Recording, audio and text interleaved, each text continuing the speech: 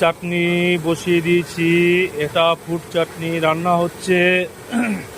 এখানে চিনি, পেঁপে, আমসত্ত্ব আর কিশমিশ দিয়ে ফুটানো হচ্ছে।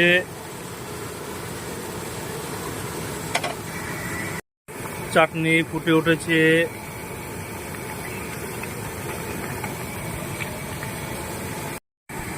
রসনা দিয়ে দিচ্ছি কালারের জন্য।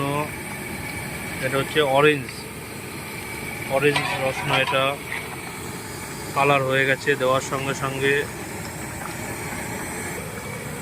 খেজুর দিয়ে দিচ্ছি। এটা বিলিতি খেজুর।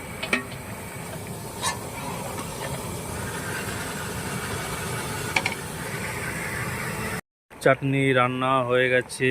এখন এই গামলায় তুলে নেব।